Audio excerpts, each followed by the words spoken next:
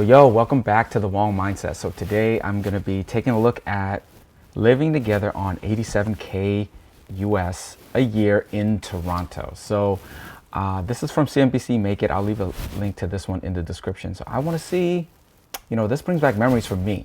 Living on 87K, maybe just starting out, I'm guessing, in Toronto, in a big city, that's expensive. I want to see how these guys are getting things going in their lives, right? But these guys are millennials, so they might have it a little rough. I'm just thinking because back in my day, man, student loans were cheap, and I didn't have a lot of debt, and houses were a lot cheaper. So I'm blessed. Okay, it's all timing. It's all how things work in life. But we'll see how these guys are getting it going. All right, let's get in.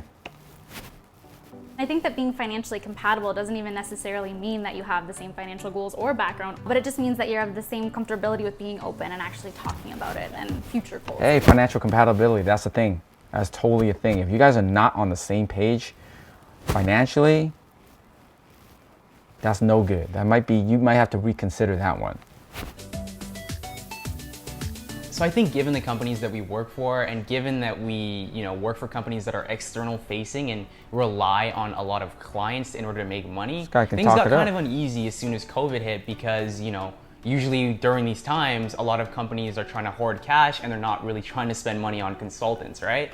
So for us, job security was definitely a big thing that we were worried about, and we're still worried about right now. But I think as time progresses and as our companies and we adjust to the climate, I think things are sort of getting better and better by the day. Dude, you got a job in this climate and you're holding on for dear life.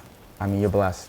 You're blessed already, because it's crazy out there. And now with California, San Francisco, they're shutting down all the restaurants. And then, I don't know how tight it's going to get the deeper we get. So we'll see.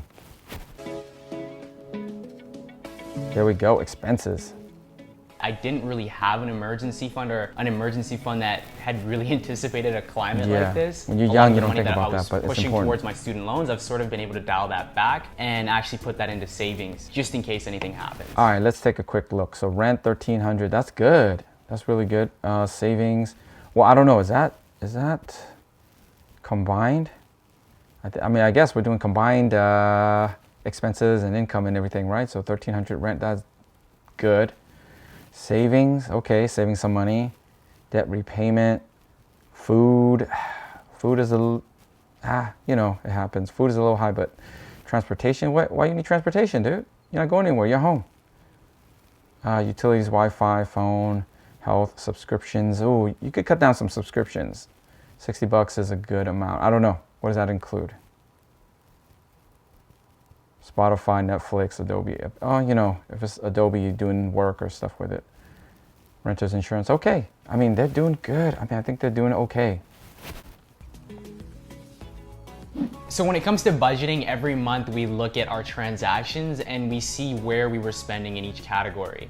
But we try to make sure that we know where every single dollar is going. It's good to watch your expenses. I know some people, no matter what range, you could be wealthy, doing really well, to guys that are, just normal day job or minimum wage job, whatever. A lot of people don't like to budget or like to track their expenses. It's so important to track where everything is going, especially these days. You should know where every dollar is going.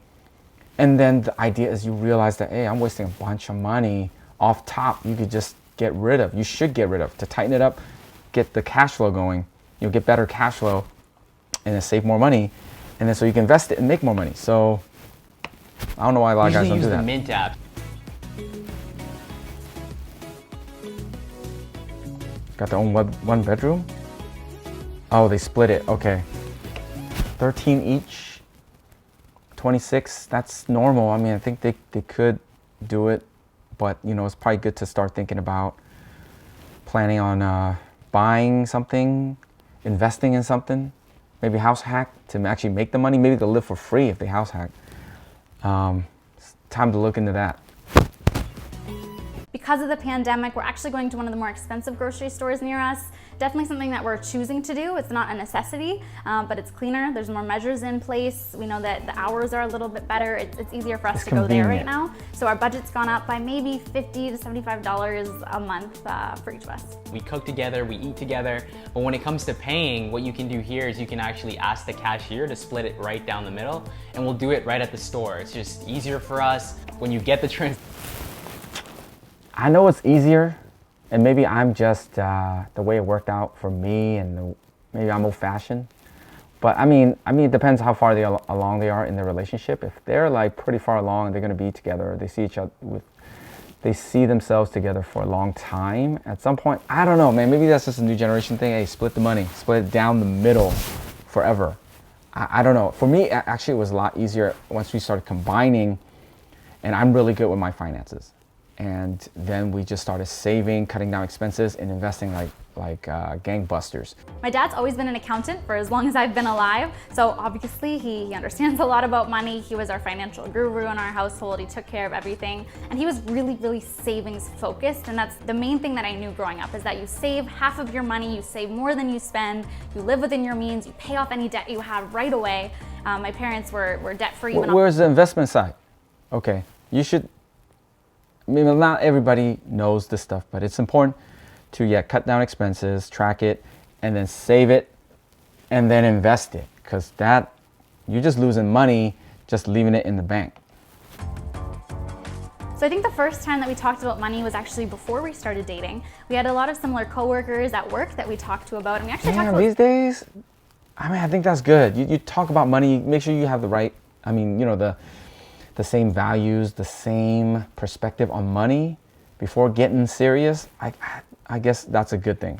So because Dan and I live together, a lot of our fixed expenses are the same and we split them down the middle. One place that we definitely differ is my coffee budget. I used to spend a lot more before I started budgeting on coffee, as I'm sure a lot of people do. Dude, coffee is expensive. I used to go to Blue Bottle and every day and get a waffle every day, and so did my wife, and that added up big time. That was killer, because that's like $5 a coffee, and it was like $5 for a little handheld waffle thing. That was like $10 a day just on coffee, and then so $20 just on coffee, forget lunch and all that. So we cut that out, and it's all about Nespresso now. We all about that Nespresso, getting those capsules, and that's like 80 cents a cup, per latte. So you got to figure that out, because that coffee budget adds up. Before we get started, destroy the like button. So we actually started our YouTube channel, Steph and Den, last year in August, but we didn't get serious up until January. And the main reason we started was, at least for me, was because I saw a gap in the knowledge when it came to money and sort of finances here in Canada. I think a lot of the information that we see online is very United States focused. True. And there wasn't really much when it came to Canada.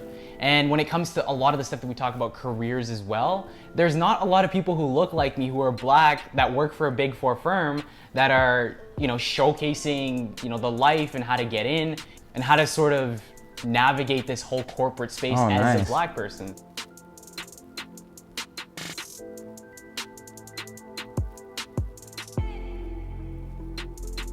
Hey, the grind, the struggle. We want to help young people like us. We want to help people who look like us, who don't look like us. Overall, just understand their finances, and also just, even if we're not in a position to teach. Hey, they sound good, and now they're like promoting themselves out there. That's smart. That's smart. I'm sure this boosted them up. I'm not sure where they're at now, but I could check that out.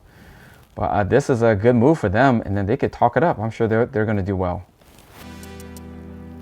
So my financial focus right now is really on saving. And this started for me when I first graduated and I got serious about budgeting, and I'm really continuing to focus on that more and more as time goes on.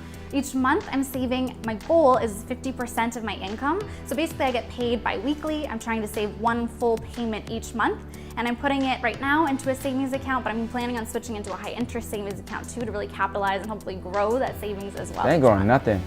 That ain't growing nothing. High yield savings is better than nothing. It's better than putting in one of the big banks at getting 0.0 something, but now it's still under 1%. So your money is losing to inflation every single year.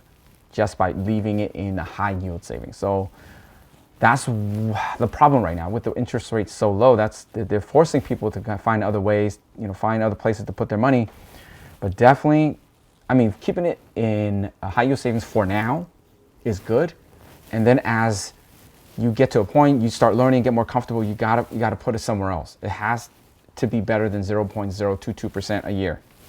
So when it comes to health insurance here in Canada, it's actually free, which is really cool. But when it comes to your prescription drugs, that's usually covered by your employer through insurance. That would be deducted from your pay monthly. So for here in Canada, if you were to lose your job, I definitely don't think your employer paid benefits would be something that would be too big of a deal, given that the rest of healthcare is free. So if you were to go to the hospital, it's covered by what we call, your OHIP card for people here in the province of Ontario. So it's completely free. You break your arm, you go to the hospital, that is free.